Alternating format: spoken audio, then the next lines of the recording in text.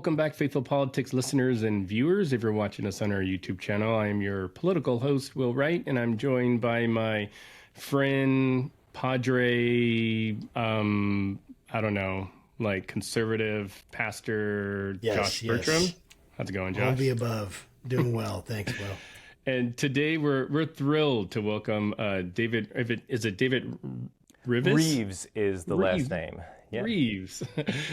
Welcome David Rives to our show. He's a dynamic speaker, author, and host of Creation in the 21st Century on TBN, where he explores the intersection of science, faith, and the Bible.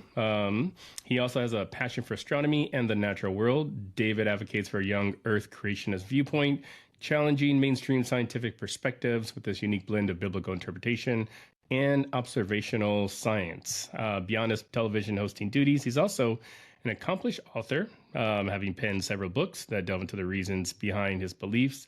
And I just learned shortly before this that you are also like a top 40s musician. So, I live in Nashville. What do you expect? That's true. There you go, man. Yes. Well, welcome to the show, David. We're really, really glad to have you. Thank you. It's so great to be on.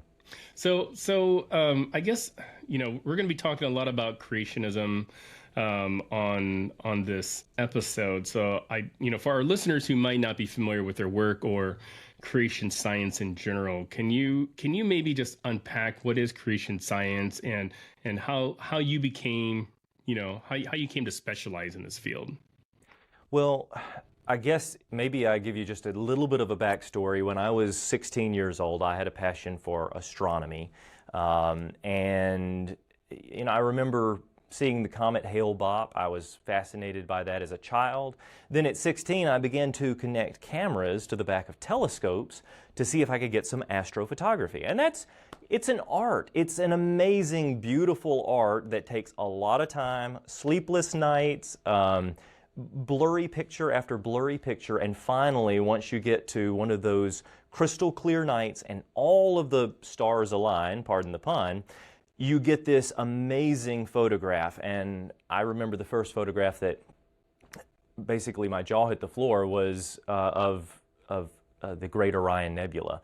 And the Great Orion Nebula is a nebula. It's a cloud of dusts and gases in space. And I was blown away with the beauty, the complexity, and apparently the design of it. It looked just absolutely beautiful, but it looked designed.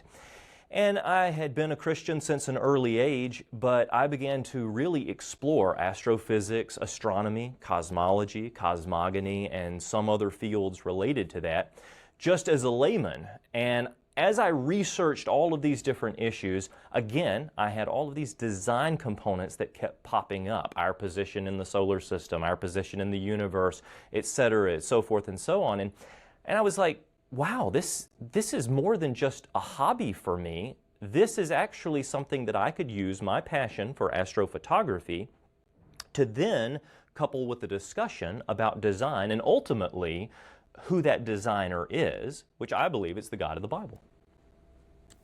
That's great. I really appreciate that. And of course, we both would share that sentiment with you of believing in a God that created this world. And I just think it's awesome that you've turned your passion into something that you can use to help people see more about this creation and more about what God has done. I know about the Wonder Center and the Science Museum. Could you talk a little bit about those things and how and your work there? Absolutely. So when I was 18 years old, I formed a nonprofit, a 501c3, and I began sharing those photos to everyone who would listen. I would go to these small churches, I would go to these little conferences, and I've lived in Middle Tennessee most of my life. Then all of a sudden I started to get invitations out of state, and then invitations out of country, and then invitations to host and narrate documentaries and TV shows on this origins topic. Where did we come from? What does design imply? Does it imply a designer? And eventually I started to collect artifacts. I would collect meteorites from Campo del Cielo in Argentina. I would collect fossils, whether it be crinoids or bivalves or fossilized corals or dinosaur bones, all of these types of things that some of them I would go out in the field and I would research and collect myself. Some of them were given to me. Some of them I was able to find in other areas.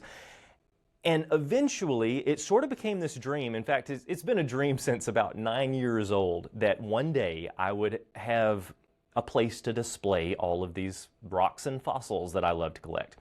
So I remember vividly at 8 or 9 collecting fossils from my backyard. And I would stick them in a fishing tackle box, basically.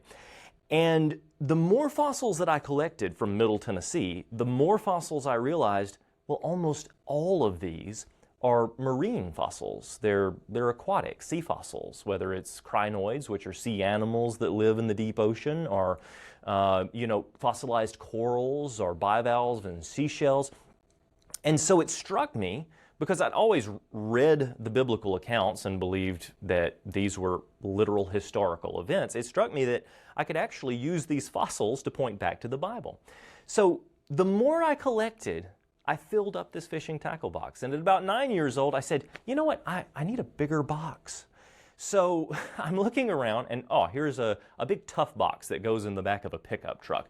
This will do perfectly. So I start to fill up fishing tackle boxes in this big tough box. And at one point, I printed out a little black and white sign on a printer that said Rives Fossil Museum.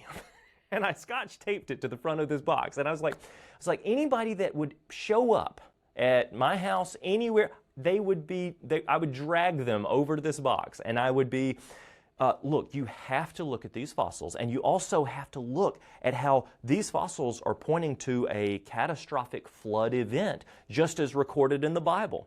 And again, at an early age, this was something that I had an interest in, but I never knew that it would actually turn into what it has today. Because now we fast forward a number of years later, and indeed we have a much larger box still. Not a big tough box that goes in the back of a pickup, but we just opened the largest science museum in Tennessee, over 100,000 square feet. It is by far the largest science museum in the world from a Christian perspective, and we have whole exhibit halls dedicated to paleontology, to astronomy, to biology, to zoology, to all of these different scientific fields, yet we're not ashamed to point back to the design features within those scientific fields that we believe is pointing back to the grand designer, the engineer of it all. That's really cool, and I envy your passion and sort Yes. of turning it into, something that you can share with the world. I guess so I'm going to give you just a little bit of a backstory. So I didn't grow up Christian. I came to the faith very, very late in life, 2008. My wife was the one that actually brought me to the faith. She was a pastor's kid. And it was very reminiscent of like, you see a girl you like, so you start going to Bible study with her kind of thing. So like that was essentially, I mean, if there was a Reader's Digest version of like how I became a Christian, that basically was it. And growing up in Southern California, like I said, I spent most of my life as an atheist, non-believer, and one of the biggest hangups I had to coming to the faith was the disparity between what I thought I knew about science and all kinds of stuff, and then what the majority of Christians that I knew thought about science and evolution and everything. And I'll just be upfront, like I still believe in evolution, like because it makes sense to me, and I can appreciate and see God's beauty in the world. Like I do think the world is beautiful and space is beautiful, and I think that God created it all. How he did it, I have no idea. But like talk to us a little bit about about creationism and some of the debates that are surrounding sort of this topic, specifically like how old the earth is, if dinosaurs existed, and so on and so forth. Well, most of the top scientists of all times had faith in a creator of some sorts. We find that all the way throughout the pinnacles of science, whether it was Sir Isaac Newton came along and he's pioneering all of these scientific concepts, whether it's Francis Bacon or James Clerk Maxwell or Galileo, who said that mathematics is the language with which God has written the universe, all the way up until about the time of Dr. Wernher von Braun, when we first went to the moon. And Dr. Wernher von Braun was basically sending men to the moon. He is pretty much leading NASA before NASA was an official institution, and he's leading a government program for the U.S. government. He said a lot of people look at science and religion as antagonists. He said they're not. They're sisters. While science tries to better understand creation, the world around us, religion tries to better understand the Creator. But you see, he understood this conundrum, and he said you can't really have creation without a creator. You can't have design without a designer. One implies the other.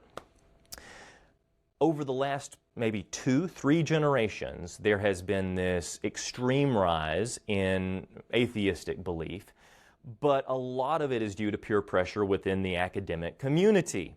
And what we've found is that many, even intellectual atheists, are coming to see that there are design components, and that is exciting to me, because the more scientific discoveries are revealing, the more they're actually pointing back to a creator. Which then brings us to your other question, and that was, well, what about creationism in general? What about the age of the earth? Well, I believe that the universe is about 6,000 years old. I believe that based on biblical chronology as well as scientific studies, and most of my colleagues would agree. I mean, I have probably 100 PhDs on speed dial that I talk to on a regular basis who concur with this general belief in approximately a 6,000 to 10,000 year old universe, and a created universe at that. Well, at this point, we get into debates on, well, evolution versus creation. What is creation and what is evolution? And whenever someone asks me, well, so you're one of these people that just despises evolution. And to that, I do not reply, that's right. I say, what do you mean by evolution? Because if you're going to tell me, oh, well, I mean that species can adapt over time, I'm going to say, well, if that's what you think evolution is, then yes, I believe in evolution, right?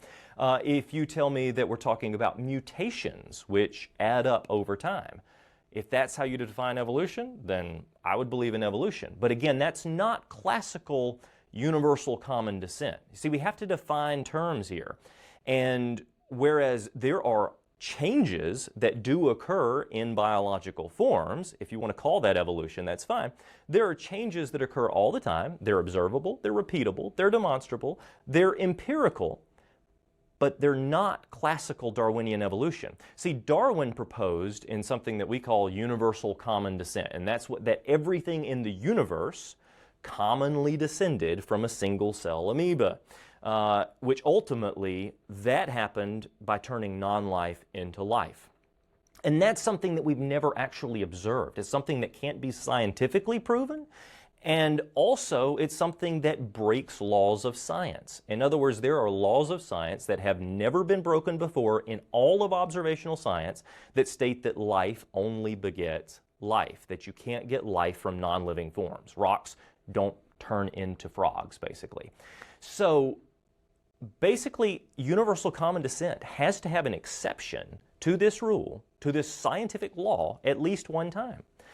And that means that at some time in the distant past, millions upon millions of years ago, non-living things like soup, rocks, water, whatever you want to call it, had to have turned into living creatures, the first single-celled organism, which then turned to fish, frog, ape, mankind, etc., etc. That's actually a pseudoscience, because there are no scientific evidences where we've ever observed this happening. And I believe that the design perspective has a lot more physical evidence in the scientific world, as well as a lot more historical evidence from a book that has stood the test of time. We call it the Holy Bible, but it really has stood the test of time historically, scientifically, prophetically, and when it comes to the gospel message. That's a really good explanation, and one I haven't really heard before. So I appreciate you saying that. But like, how do creationists account for, like, the light from like distant stars, which suggests that the universe is like billions of years old? That's a great question. Okay, so what we're talking about is called the distant starlight problem. And the distant starlight problem goes something like this. If the universe is only 6,000 years old, and I personally have taken a photograph of a galaxy millions of light years away. I've personally taken that with our ministry telescopes, with our cameras and equipment. So how does the light from a galaxy millions of light years away get to the Earth in only 6,000 years? Couple of key points that we need to address early on, and that is that a light year is not a measurement of time. A light year is the measurement of distance. It's the distance that light would travel, supposedly at 12 million miles a minute, after an entire year. So it's actually a distance, not a time. And then the second thing that we need to address pretty early on is that most atheistic astronomers, most skeptics who believe in a Big Bang, believe in 14 billion years of stellar evolution, they also have a starlight and time problem, and it's called the horizon problem. And any PhD astrophysicist will clearly tell you instantly, they will admit, they'll say, David, even given 14 billion years, that's not enough time for light to reach point A to point B across the universe. And you say, well, what do you mean by that? And they're like, this is what we call the horizon problem. We have a starlight and time problem, even given 14 billion years. But we've fixed this problem with something called inflation. And inflation is the idea that a few picoseconds after the Big Bang, 14 billion years ago, the universe as a whole and all the matter in the universe started expanding faster than the speed of light. And then, at some point, it magically slowed down to its current linear expansion rate. All right, so wait a second. What you're telling me is that you believe in a supernatural principle that magically sped up matter faster than the speed of light and then magically slowed it down to its current rate. Well, yes, that's what we're telling you. Well, what is your mechanism? We have no mechanism. So in other words, it is a supernatural mechanism, a faith-based belief to fix the secular astronomer's starlight and time problem. All right, so that's where we base this discussion off of. So if 14 billion years isn't sufficient time for light to reach from point A to point B, then I'll admit that Christians also have a major starlight and time problem to try to get that light in 6,000 years. However, I'm also going to tell you that we have solutions.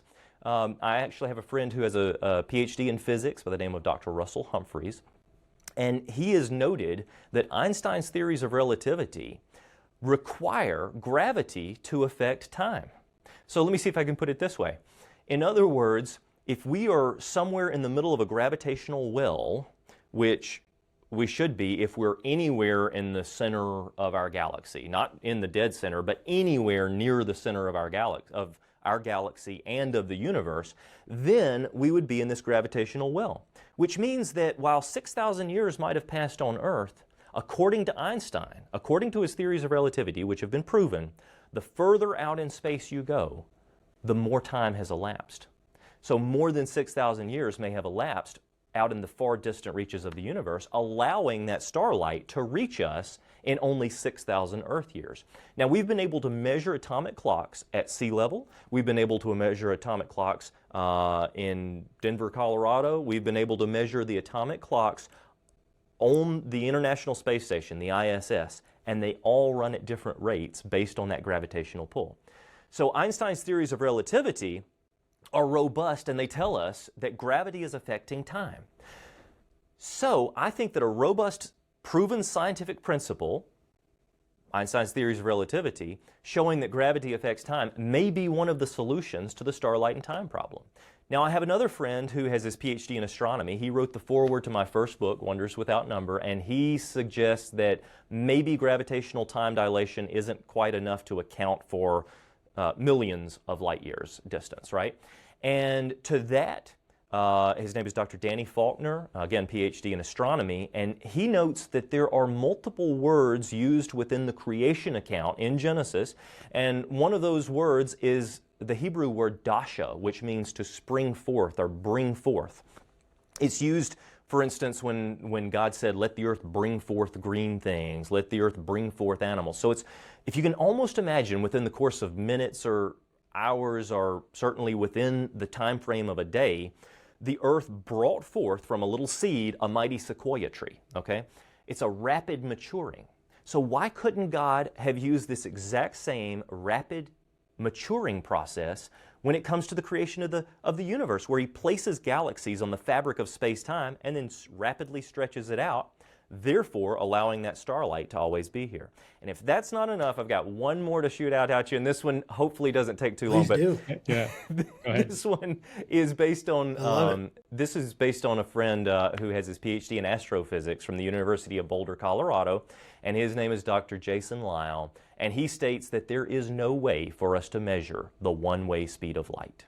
According to Einstein's theories of relativity, you cannot actually determine the exact speed of light one way. You can measure it two ways and then divide by two, but what if light functions differently in the far distant regions of space and is traveling at a different rate? There's no way to prove that. It's a convention, it's not even a theory.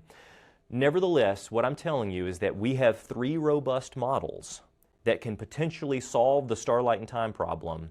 And the best model for evolutionary astronomy, the best model for Big Bang astronomy, is actually a supernatural origins model that says that all of a sudden everything in the universe expanded faster than the speed of light, and then all of a sudden it slowed down with no mechanism why.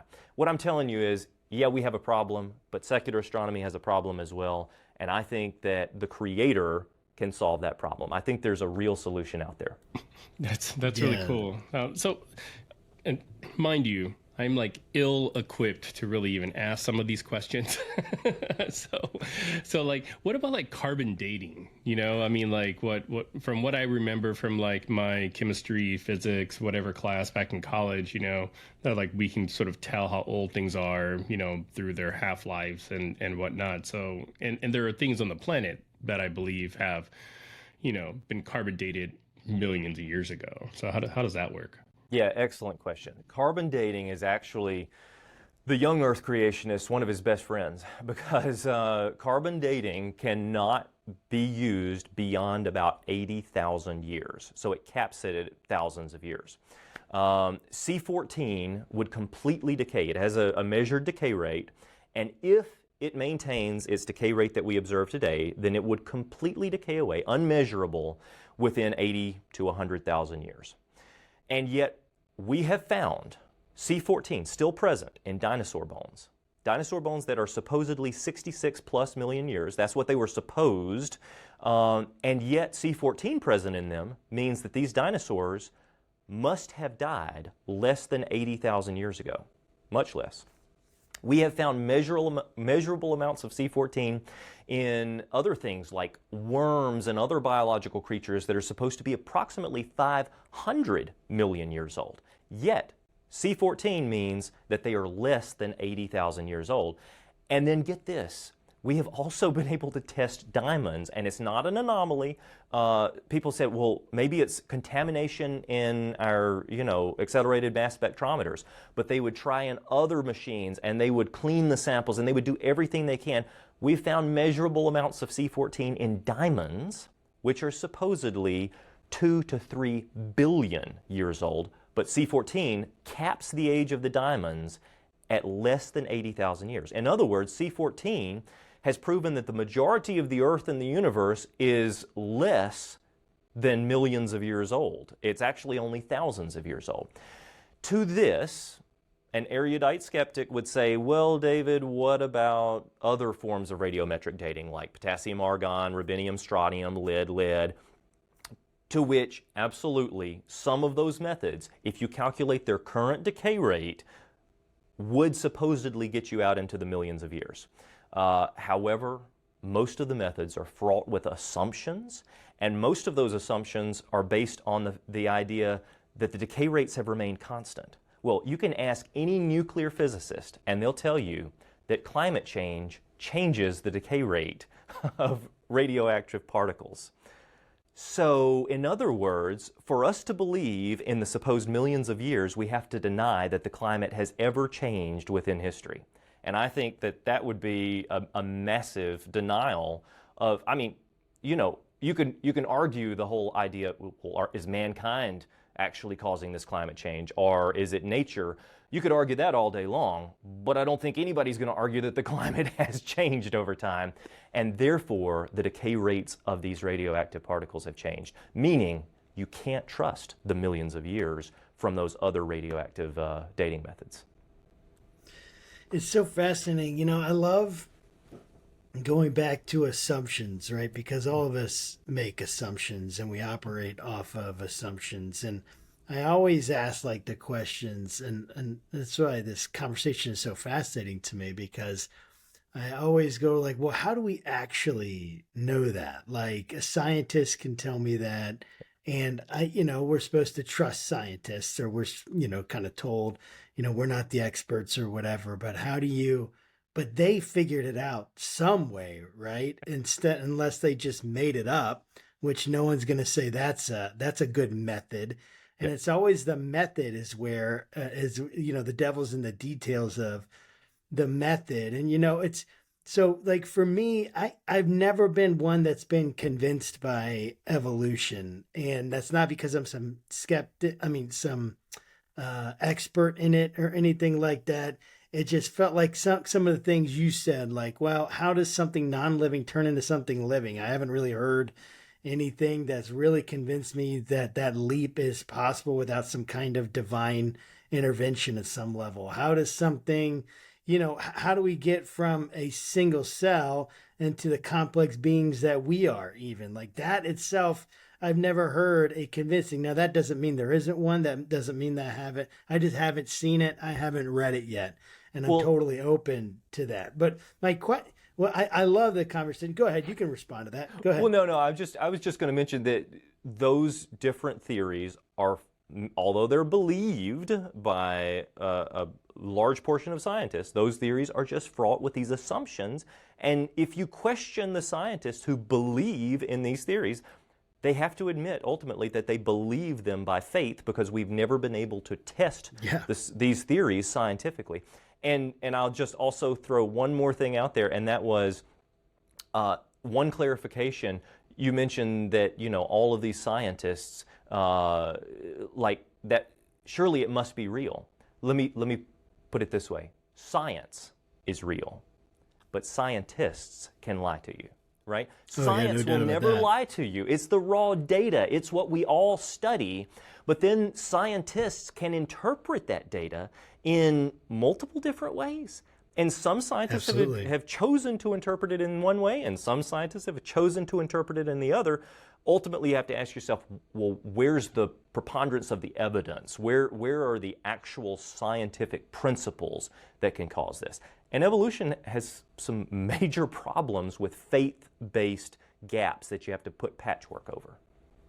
Yeah, absolutely. And I definitely agree with that. And of course, like as a Christian, my biggest issue with evolution has been, again, like you say, everything's in the definition of it, of what you mean by that, change over time. But that's not normally what people are talking about when they say evolution. And one of my biggest issues has always kind of been like, well, one of the issues as a Christian is so much of it is this assumption of this this methodological naturalism, which essentially you have to take any kind of outside force or whatever from God and exclude that like on its face. And so any explanation you're going to come up with, if you have that principle, right, or that assumption, is automatically going to exclude God from that, because you can't include God if your method doesn't allow, if it's naturalism, that only what exists is naturalism, but what I would love to get your thoughts on, I have so many questions, but one that I'd love to get your thoughts on is what do you imagine, what have you heard from people, when you've given this explanation of like carbon dating, again, going to 60,000 years, 80,000 years, or these other aspects of dating, what kind of pushback, what are their arguments against like you, and how have you responded to those? Like, say, because I'm not an expert, Will isn't an expert, right? We don't have PhDs in these areas, but what might a PhD say, to you, or what have they said, and how have you guys responded there, in your organization and you personally? To the C14 assumptions, no response. They've never been able, no one I've talked to who has a PhD has ever been able to give me an actual response. They just say, well, that's what the current assumptions show, so we've just got to trust the current assumptions, right? So it's a trust, it's a faith, right? When it comes to the starlight and time issue, absolutely no response, because again, every astrophysicist, every cosmologist knows that even they have a starlight and time problem that they've fixed with a supernatural theory. When it comes to geology, I'll give you one example. I was at Lee's Ferry, which is the starting point of the rafting trips down the Colorado River, down through the Grand Canyon. And I had been doing some on-location documentary work, videography there. I just got off camera. We turned the cameras off, and down in the distance I saw a lady loading up a raft. And so I walked over there, just started a conversation with her, and I said, what are you doing there? And she said, oh, I'm loading up this raft. We're getting ready to leave tomorrow morning on a 16-day journey down the Colorado River, all the way through the Grand Canyon. Wow. And, and I was like, whoa, I applaud you. I don't think that I could handle 16 days, but I applaud you. She said, what are you doing? And, I thought for a second, and I was like, well, this could be interesting. I said, well, I'm actually shooting on-location footage at how this canyon may have been formed very rapidly with a lot of water over a short period of time, as a result of massive flooding, catastrophic flooding. And she said, oh, and she turns around and starts loading the raft again. But I see this tall, lanky fellow comes, in my peripheral vision, comes storming up. He'd been behind a Jeep listening to our conversation. And he runs up to me and he said, did I hear you say that you think this canyon formed over a short period of time with a lot of water? And I was like, I believe that there's a lot of data to indicate that, yes. And he said, my PhD is in geology. All right, so here we go. He said, and I'm here to tell you that this canyon formed over about 6 million years of evolution as the Colorado River that you see right here carved it slowly over millions and millions of years.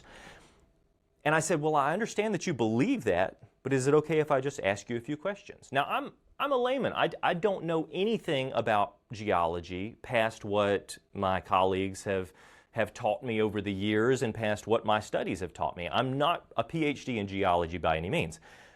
But I'm like, well, let's just have a civil dialogue here. So could I ask you a few questions? He said, oh, certainly. You can ask me anything you want. I said, well, have we ever seen a canyon form like this right here over 6 million years of slow gradual evolution from a river like this right here?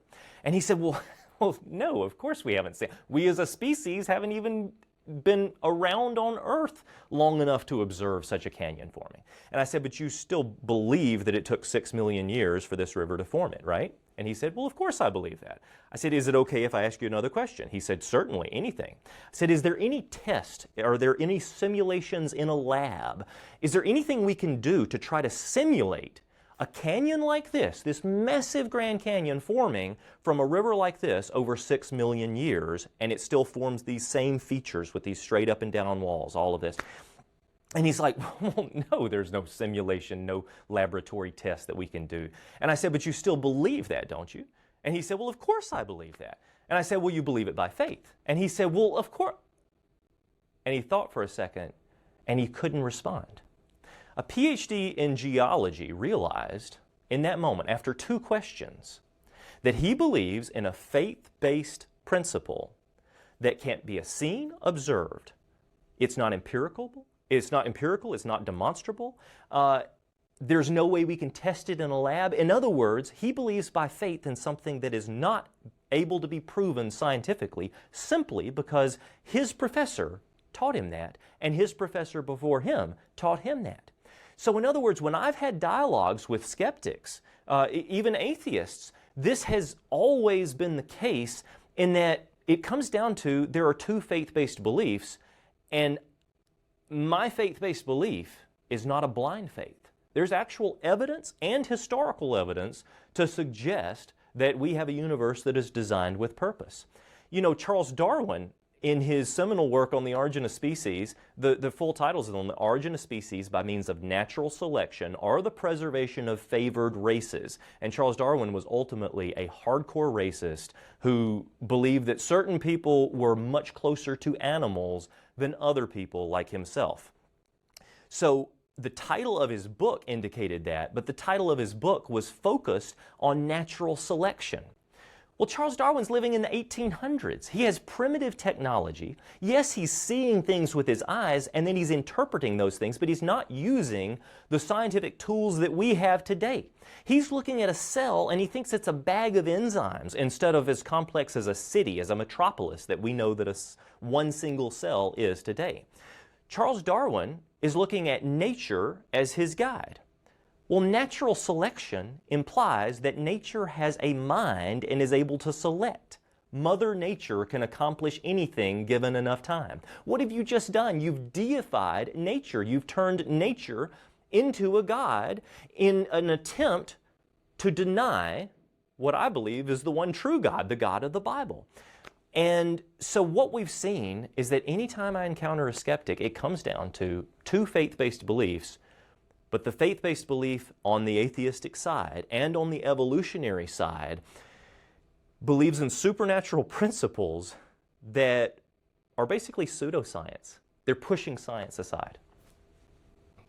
You know, I think when it comes to like creationist ideology, I do get a little bit nervous because like there have been like misuses of sort of this ideology throughout history. So like one in particular is like polygenesis. This idea that black people came from one line in the creation story, and you know, folks that look like me are sort of forever damned to be slaves and whatnot. You know, so I'd love to get your thoughts about like how do creationist perspectives, ideology, like adapt to like new scientific discoveries that might contradict, you know, what their current interpretations are? Yeah, absolutely. See, as a Christian, I believe that everyone is a sinful, a fallible human being, and we can all make mistakes. So throughout every period of history, you go back to the Crusades, and in the name of Christ, many evil things were done, right? You go back to some of the theologies that you were mentioning, and they basically took cherry-picking verses from the Bible and twisting them into these racist ideologies or into these other ideologies that have no real basis on the historical context of the Bible. And so absolutely, these things have been abused by people for years and years. But if you take the whole of Scripture, including the context around it, it's clear that there's only one blood, that we're all related to Adam, that we're all one race, and therefore we're all created in God's image. So therefore we're all equal. Are we all sinners? Absolutely. Are we all in need of a Savior? Absolutely. But there is no one less than anyone else. However, now I'm going to pivot, and I'm going to say that based on the Bible, we actually see that animals are under humans. You see, today we're taught that we're nothing more than highly evolved animals, that we're the formation of ape-like creatures that evolved into mankind. And that puts us on the same level as animals. That's the evolutionary ideology. Whereas in the Bible, it is 100% clear that the animals were created first, not in God's image. Then we were created in His image, fearfully and wonderfully made is what the book of Psalms. And then we were put in dominion over the animal kingdom. Now, when I say dominion, I'm not talking about we abuse creation, we abuse nature, we abuse animals, we abuse the environment. In other words, we were given charge over it to nurture, protect, to try to use it for our own good, and I certainly do that when I have a hamburger, but What I'm telling you is that there are creatures that are below humans, and they're called animals. We are all equal in God's eyes and in each other's eyes. It's just been people's interpretations of various theologies that have corrupted this. So that's so fascinating to me, and I I think about that, like when I'm talking to my kids, and they go to public school, and they haven't had a lot of like evolutionary theory taught to them at this point. My oldest is in fourth grade, so it hasn't quite come to that yet. But I think about this idea that, like, yeah, there's constantly this push, like, hey, we're just animals, and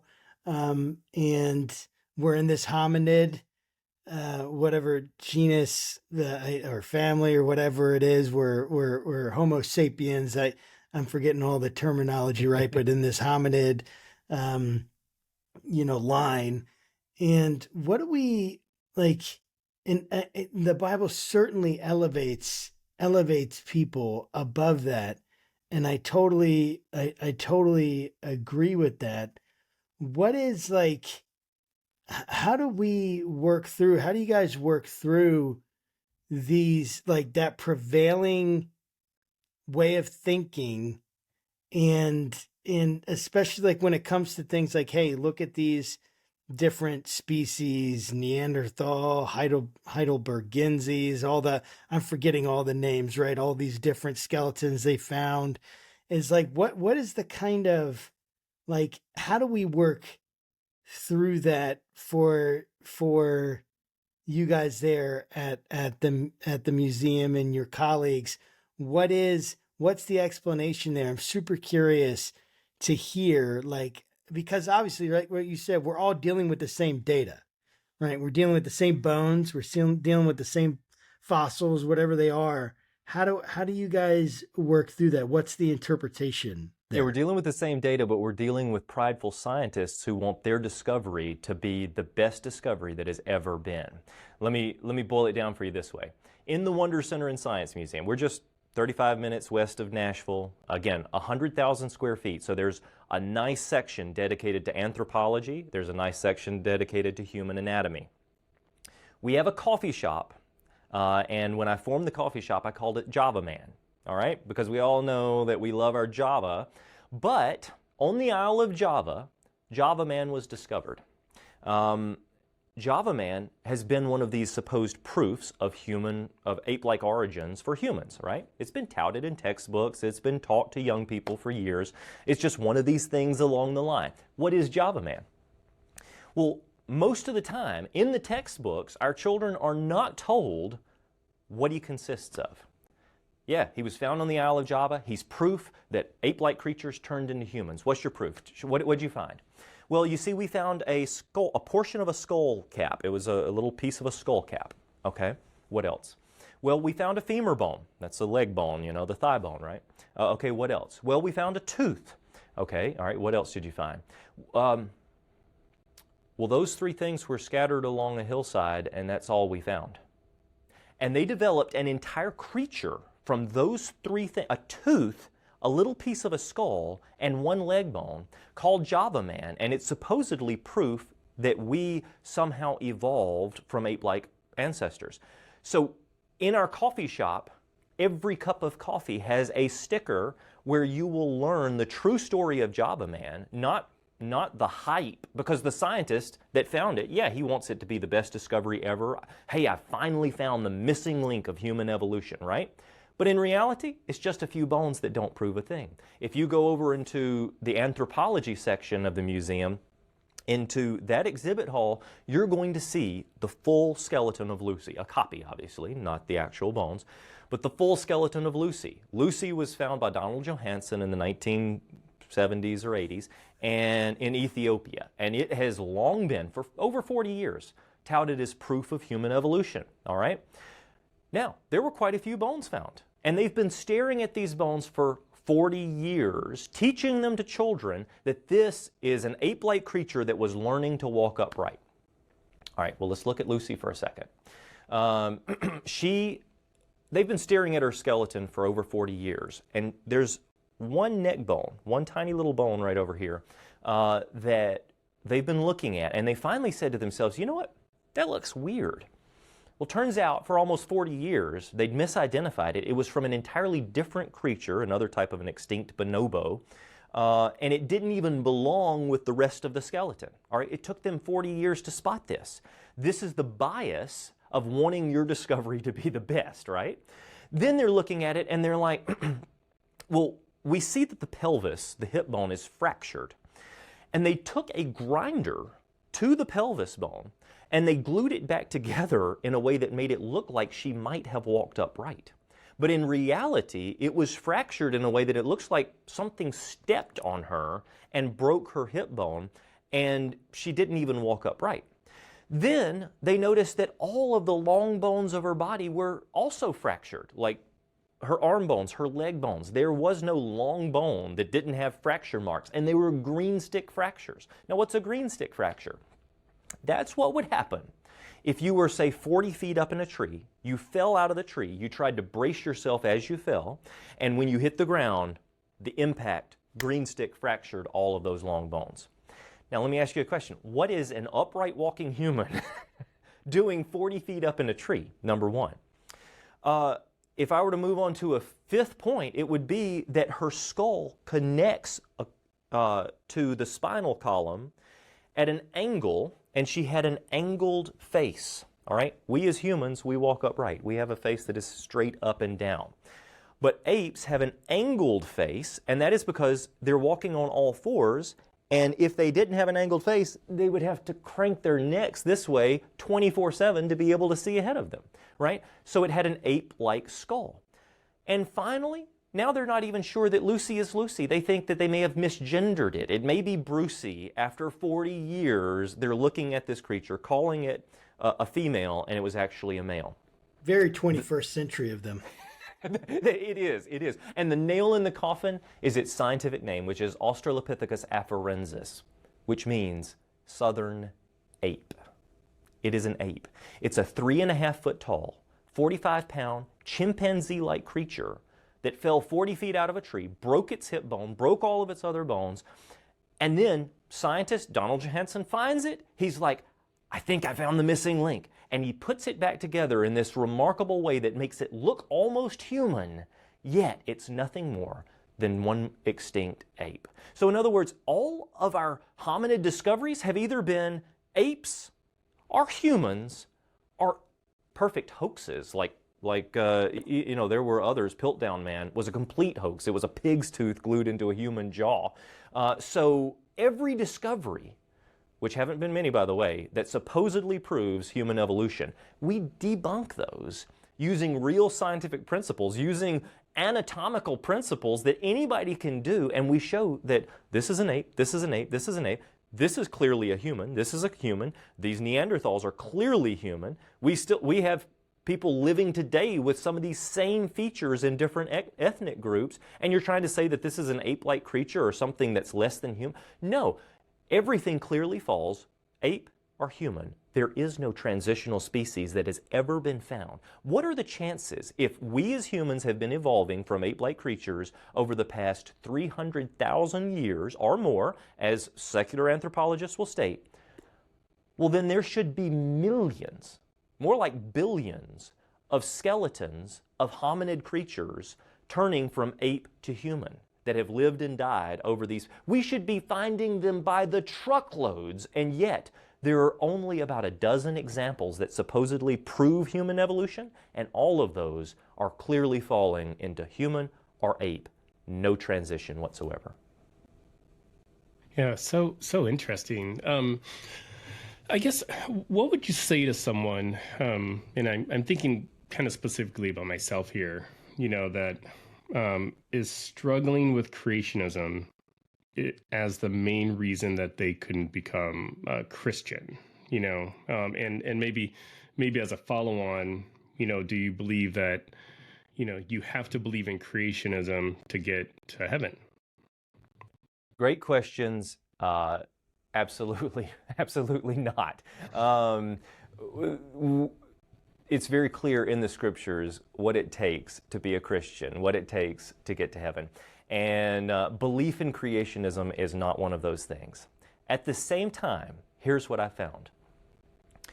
We have been spoon-fed this narrative of naturalism, that nature has a mind, it's magical, it can produce everything without the need of God, for so long that we've come to think of creationism, of belief in God's creation, as a stumbling block. And for many people, it is, including possibly yourself.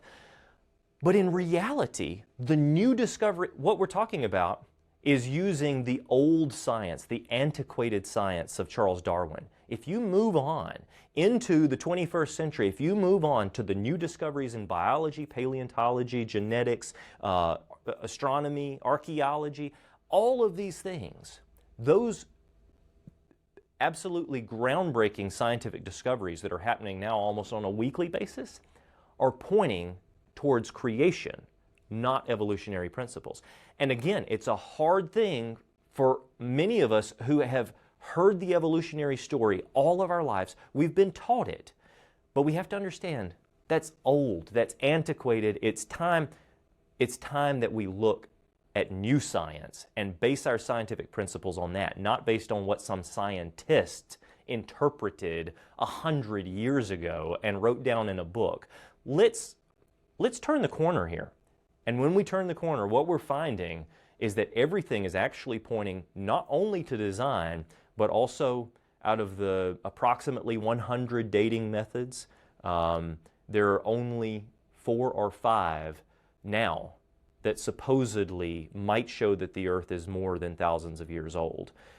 And even those 4 and 5 are fraught with assumptions. So, in other words, all of these new discoveries are pointing not just to God's design, but ultimately to creation, and it appears to a much more recent creation than we've been spoon-fed this agenda of for years. I'd be remiss if I didn't ask, has the James Webb Telescope, or maybe the better question is, how has the James Webb Telescope added to, sort of the science?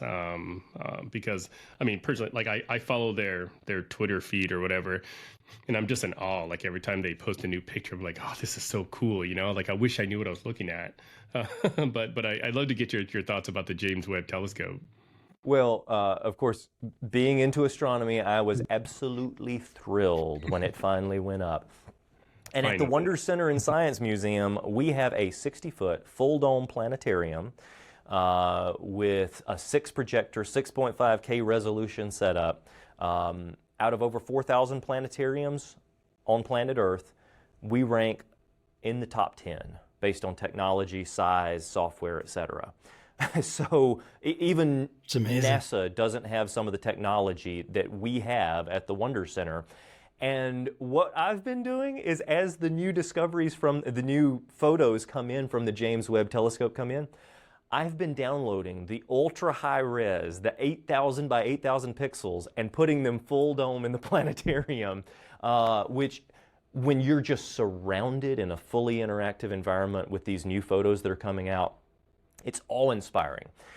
But not only is it awe-inspiring, it's teaching us so much more. NASA's discoveries in science using astronomy we've discovered over 4,000 extrasolar planets so far. That's rocks orbiting other stars.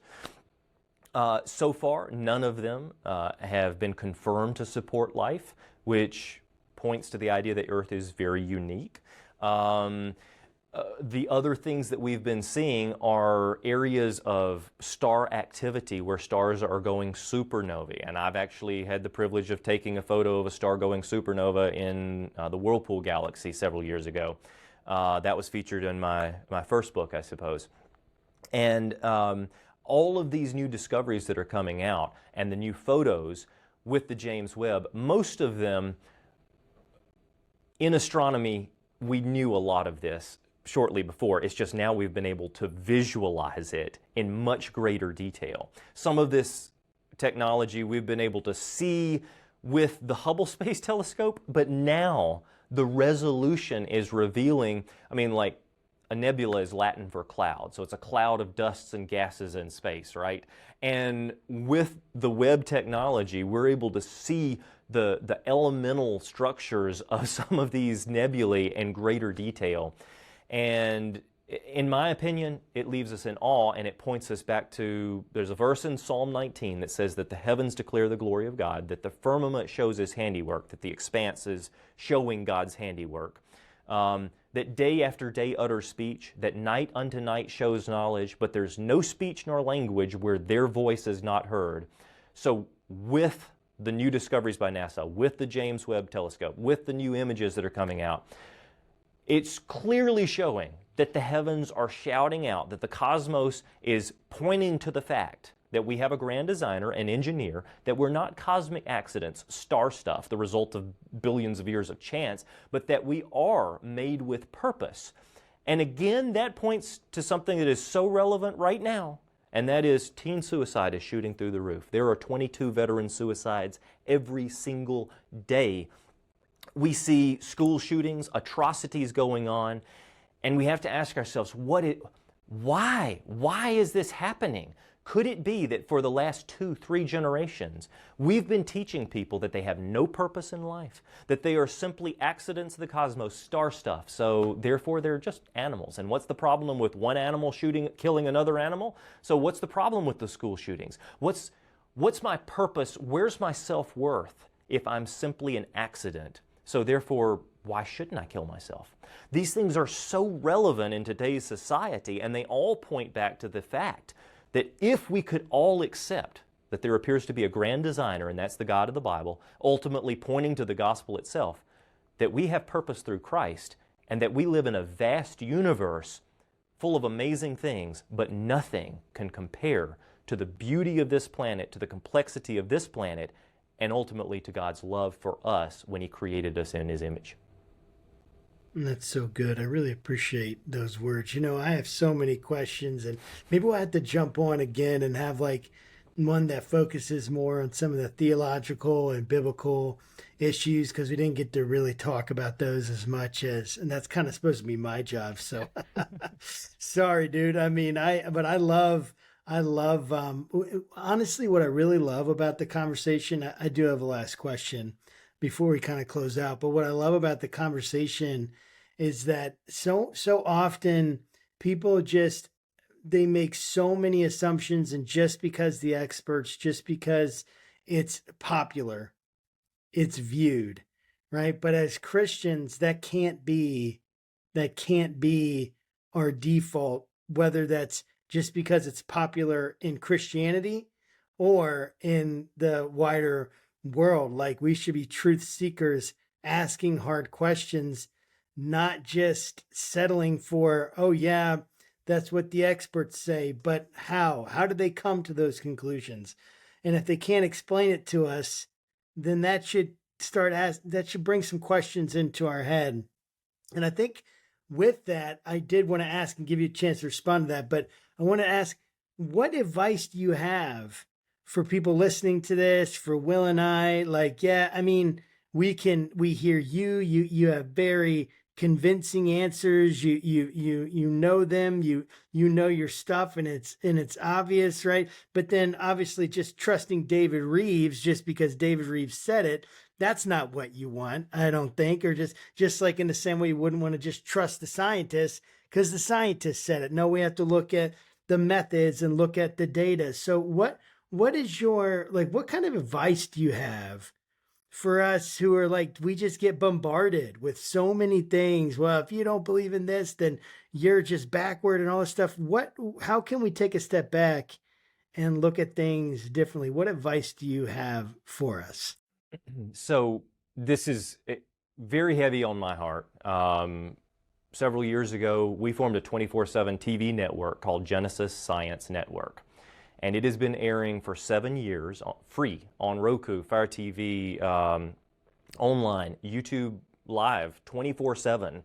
for 7 years, where there are nature documentaries, Animal Planet style shows, there are PhD lectures, there are easy to understand apologetics principles, airing 24/7 free. We've had salvation reports come in from people watching that television network. It's like a Christian version of the Discovery Channel. We don't spoon feed you the evolutionary perspectives, and we've seen, it's called Genesis Science Network, and it's 100% free. We have a magazine that we send out, print magazine, every other month, free of charge, called the Creation Club magazine. And if somebody wants to learn more, there are science articles, kids' activities, and of course our ministry updates as well.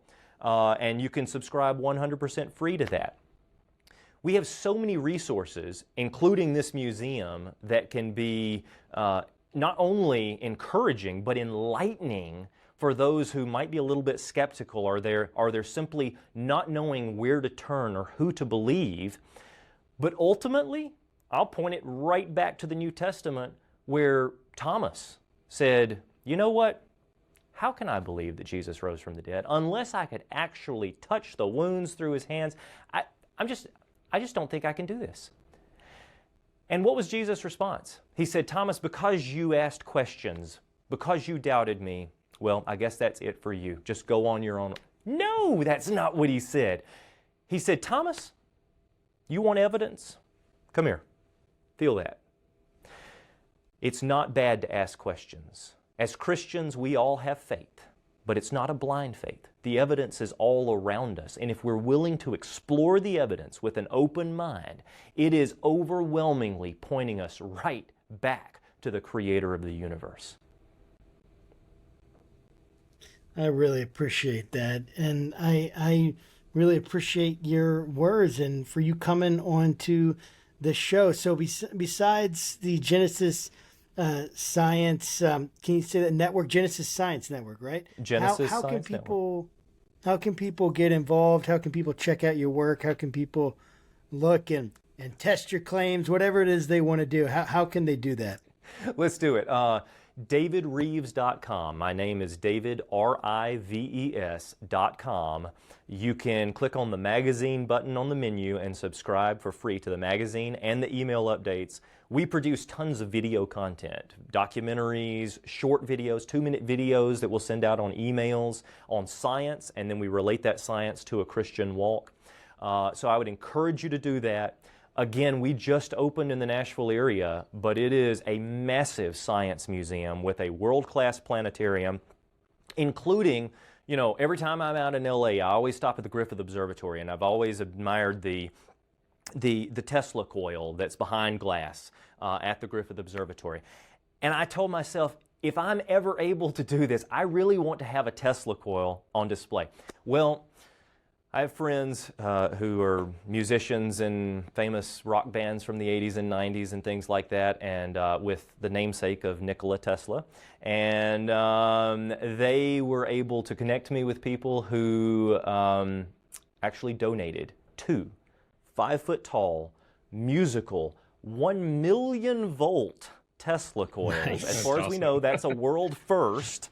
That's and awesome. The only ones on planet Earth that we know of, and we put those in the planetarium, not behind glass like you'll get at the Griffith Observatory. No, we put you in the same room with nothing separating you and the lightning. There's no speakers attached, yet you hear music from the shock waves created by the lightning. So That's we amazing. want to fully immerse anyone who comes to the Wonders Center and Science Museum, which is wonderscenter.org. We want to fully immerse anybody that comes with real science, with observable documenting history, with the physics, with archaeology, astronomy, anthropology, biology, live animals, everything you can imagine. But again, we're also going to not be ashamed to point back to God's design. Well, that's awesome. Well, thank you so much, David, for thank being you. on our show. Thank you for your work. And guys, we want to encourage you to check it out. Go and check out the website. Go check out the museum and let us know what you think. You can send us messages and get in contact with David in the ways that he has indicated. And so that's it for our time today. And so until next time, guys, keep your conversations not left or right, but up. And we will see you when we meet again. All right. God bless.